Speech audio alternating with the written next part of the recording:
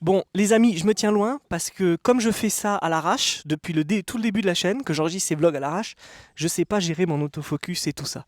Bon, je sais, j'ai un petit peu un look de reporter de guerre avec mon micro et tout, mais je voulais absolument être en extérieur pour faire ce daily. J'espère que ça va les amis, la chaîne secrète, on est 78 abonnés, abonnez-vous parce qu'à chaque début de vidéo je vais le rappeler, même si clairement je m'en fous, je fais pas ça pour ça, je fais ça pour le plaisir, sinon je me collerai pas tous les jours des daily à faire comme ça. J'ai une phrase à vous dire. Vous surestimez ce que vous pouvez faire pendant les 12 prochains mois et vous sous-estimez ce que vous pouvez faire pour les 10 prochaines années. Je ne sais pas si vous connaissez cette phrase. Ça fait presque 1 an ou 2 ans que j'arrête pas de me la répéter et je me rends compte que j'ai le syndrome du builder. Le syndrome du builder, j'ai ça depuis des années. C'est en fait, j'adore fabriquer des choses, j'adore faire des choses, et donc je fais ça en masse. Et le problème, c'est que quand on veut lancer un produit, on veut lancer une boîte, c'est pas ce qu'il faut faire. Et je suis en train de me battre contre moi en ce moment pour arrêter d'avoir le syndrome du builder. Je me rends compte à travers le bootcamp que je fais avec vous. Dans ce bootcamp d'entrepreneurs, donc du coup je rappelle, je m'appelle Guillaume Duhan, ça fait 15 ans que je suis dans la tech et j'ai un bootcamp pour entrepreneurs où j'accompagne. Maintenant on est presque 8 ou 9. Il y en a 3 qui sont partis parce que ça fonctionne bien pour eux et je suis ravi de ça. D'ailleurs je devrais peut-être faire des interviews d'eux, mais on verra. Après peut-être qu'ils veulent pas, peut-être pas que les gens ils veulent apparaître. Mais ce que je veux dire par là, c'est que je vous dis dans mon bootcamp que, en fait, je vous dis de créer plein de projets parce que vous ne l'avez pas fait. Jusqu'à présent, vous n'avez pas lancé plusieurs projets et vu ce que ça donnait.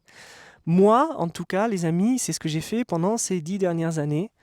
Euh, à côté de ma vie professionnelle, j'ai lancé plein de projets et j'ai le syndrome du builder, c'est-à-dire que j'adore faire des choses et puis je les maintiens pas et je les abandonne.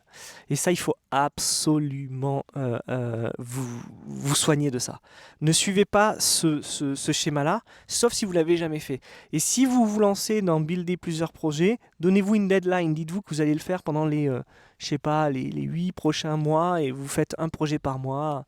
Voilà. Et une fois que vous avez votre projet, essayez de vous y coller. Moi, c'est un petit peu ce que j'ai essayé de faire, notamment à travers ce bootcamp. Bon, vous allez me dire, ah, mais Guillaume, tu l'as déjà fait, tu as Code with Guillaume, la chaîne YouTube avec 180 000 abonnés. C'est vrai, je m'y suis collé maintenant. Elle va avoir 3 ans, je crois, cette chaîne maintenant. C'est incroyable tout ce qu'elle m'a apporté d'ailleurs. Alors là, je vais pas parler d'argent, les amis, mais je trouve que c'est mon projet le plus abouti que j'ai jamais fait. C'est pas ce qui m'a apporté le plus d'argent. Si vous êtes intéressé que par l'argent, vous allez être très déçu, mais ça m'a apporté du réseau, ça m'a apporté de l'influence, ça m'a apporté des participations à des talks, à des podcasts et tout. C'est incroyable. Et d'ailleurs, je vais continuer à bosser dessus. C'est vrai que j'ai eu un petit momentum grâce à Supabase. Mais après ça, j'ai pu faire d'autres choses en dehors de Supabase avec Next.js. Enfin bon, bref, toutes ces vidéos d'apprentissage de code, c'est pas moi qui ai inventé ça. J'ai repris ce concept et je l'ai fait à ma sauce et voilà. Et c'est quelque chose que je conseille souvent aux gens. C'est d'ailleurs ce que j'essaye de faire moi-même. Bon, en tout cas, les amis, je suis ravi d'être avec vous. C'est bizarre parce que ce daily, j'ai envie de parler de boîte, de business et tout, mais en même temps, j'ai envie de parler de tous les projets que j'ai. Et si vous me suivez sur Twitter, j'ai ce chenil là que je veux détruire, qui est ici. Ben, peut-être que je devrais faire une petite présentation. Allez, je le fais pour vous. J'ai ce chenil ici, vous voyez. Sur mon terrain, j'ai ce chenil. J'aimerais bien le détruire et le transformer dans une tiny house que je fabriquerai moi-même en bois. Alors, si vous ne le savez pas, mais je fais de l'immobilier depuis des années, donc tout ce qui est rénovation, achat d'appartements et tout, c'est ce que je fais, c'est une passion aussi avec ma femme. On l'a fait à plusieurs reprises, et donc si je devais faire une tiny house ici, je la construirais moi-même. Mais la question c'est, est-ce que... alors déjà, il y a la question du budget, parce qu'en ce moment, j'ai pas forcément le budget, vu que j'ai tout mis dans cette maison du sud-ouest. Mais l'idée, ce serait de terrasser ici, avec une pelle, et puis de faire une tiny house. Voilà. Bon, ça, c'est le genre de projet, je sais que je vais le faire. C'est pas comme un projet tech ou web, où finalement on abandonne très vite. C'est le cas de beaucoup de gens. C'est peut-être aussi pour ça, les amis, que en fait, vous devriez pas le faire. Et souvenez-vous, je vous ai dit, quand je fais les interviews pour mon bootcamp, j'accepte une personne sur deux, quoi. Une personne sur deux, je me rends compte qu'en fait, elle veut pas y aller, elle va perdre du temps, de l'argent et tout. Et moi, je suis pas là pour prendre l'argent des gens et qu'ils aient aucun résultat à la fin. Ça, c'est une question d'ego. Il faut absolument qu'ils aient un résultat. Mais ouais, souvent, on pense on veut faire un projet web, tech, parce que c'est sexy et tout, mais en fait, ça vous intéresse pas, vous n'avez pas envie de le faire. Donc, du coup, à l'extrême, j'ai envie de vous dire, ne le faites pas. Ne vous lancez pas, ne venez pas au bootcamp, ne lancez pas votre projet. Voilà, faites autre chose. Il y a plein d'entreprises à créer qui peuvent être sympas. Euh, voilà, les amis.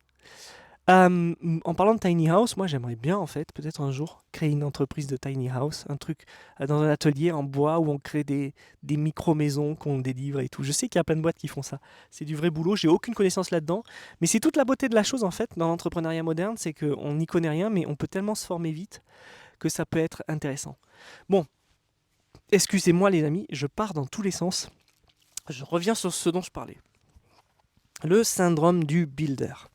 Donc, ce qu'il y a de cool, c'est que quand on apprend à faire des sites web, quand on apprend à faire du marketing, quand on fait des réseaux sociaux, quand on parle aux gens, on a l'impression qu'on peut créer une multi-billion dollar compagnie, ce qui est totalement faux, totalement dénué de sens. Le SaaS, le produit que je suis en train de monter en ce moment, je vais bientôt vous en parler, je vous ai déjà expliqué que je l'ai déjà vendu. C'est-à-dire qu'il existe presque pas, en fait. Et j'ai déjà vendu le SaaS à des clients que je connaissais ou à des gens que je suis allé démarcher, que je savais que ça allait intéresser. L'entrepreneuriat, exactement comme le freelancing, c'est de la vente. D'accord ? Il n'y a pas d'entrepreneuriat sans vente. Si vous n'aimez pas la vente, si vous n'aimez pas démarcher, si vous n'aimez pas parler aux gens, ne le faites pas. Soyez salarié, ce sera beaucoup, beaucoup plus confortable. Vraiment, je vous le dis. Vraiment, je vous le dis. Vous ne pouvez pas avoir les avantages sans les inconvénients. Et ça aussi, c'est un truc que je dis dans mon bootcamp, c'est que n'ayez pas peur de faire des choix. Je boucle sur ce que j'ai dit au départ. N'ayez pas peur de faire des choix et n'ayez pas peur de faire des choix extrêmes pour trouver le juste milieu. Une fois de plus, la vie vous montre que rien n'est prévu à l'avance et que ce que vous imaginez faire pendant les 12 prochains mois avec votre boîte, gagner 1 million d'euros, recruter 150 personnes, blablabla et tout, en fait, vous ne le ferez pas, ça va vous décevoir, vous allez abandonner. Mais si vous aviez continué, peut-être que dans 10 ans, vous auriez gagné, je sais pas, 800 000 euros et que vous auriez 3 salariés. Et c'est souvent comme ça que les choses se passent. Les choses se passent de cette façon. C'est qu'on se lance dans un truc, on ne sait pas où ça va mener. Et c'est exactement ce qui s'est passé avec moi avec Cause with Guillaume. J'ai lancé ça complètement à l'arrache, exactement comme cette chaîne YouTube. Même si ici, j'ai aucune ambition de quoi que ce soit, ni de followers, ni de recruter des gens pour mon bootcamp. C'est juste que c'est un rendez-vous que j'adore faire tous les jours. Mais j'ai lancé ça comme ça et j'ai vu ce que ça a donné. Bon, je vais donner un exemple concret, parce que là, je pars trop dans l'abstrait, mais par exemple, j'ai David. David, tu m'as parlé ce week-end. Je sais que David, tu regardes les vidéos. David, il a créé une petite application Chrome où en fait, il génère des images pour LinkedIn. C'est très sympa, des images de profil et tout, et c'est très sympa, c'est cool. Et je ne sais pas si c'est monétisable ou quoi, il a réussi à faire ça assez vite, mais en tout cas, c'est un super projet qui peut, même s'il reste gratuit comme projet, qu'il peut faire monter et qui va lui permettre d'augmenter sa réputation, et en tant que free tool, va lui amener en fait du trafic, et il pourra un jour peut-être utiliser ce trafic pour l'amener vers autre chose. Ce que je veux dire par là, c'est que même si votre projet n'a pas des ambitions de gagner de l'argent, ou n'a pas, selon vous, la capacité d'en gagner aujourd'hui, c'est pas grave, ce projet va peut-être en fait vous apporter autre chose. Et même s'il ne faut pas avoir le syndrome du builder, il faut toujours être enthousiaste à l'idée de lancer un nouveau projet, parce qu'au moins vous pourrez savoir si ça va fonctionner ou pas.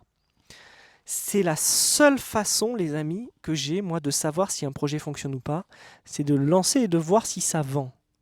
Voilà, c'est aussi simple que ça. Est-ce que ça vend ?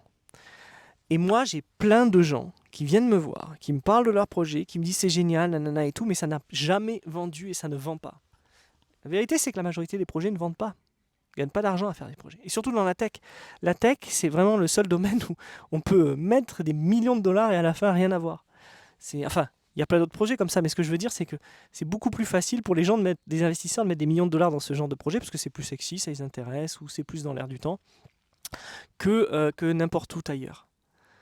Vous savez, des fois, les amis, je me dis, cette semaine, j'ai fait des burgers avec des frites pour mes enfants et ma femme. Et je sais pas pourquoi, mais j'ai vachement bien géré la cuisson des frites. J'ai vachement bien géré la cuisson du burger.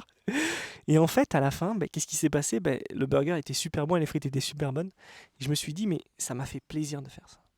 Je sais pas si je pourrais le faire tous les jours, mais ça m'a fait plaisir de faire ça. Je me suis dit, oh, ah ouais, là, j'ai vraiment créé de la valeur pour les gens. Je leur ai apporté quelque chose. Et je pense qu'il n'y a pas de meilleur sentiment que ça, les amis. Je pense qu'il n'y a pas de meilleur sentiment que de vouloir apporter de la valeur. Et chacun d'entre vous peut le faire. Bon allez, je vous laisse, je vous dis à demain.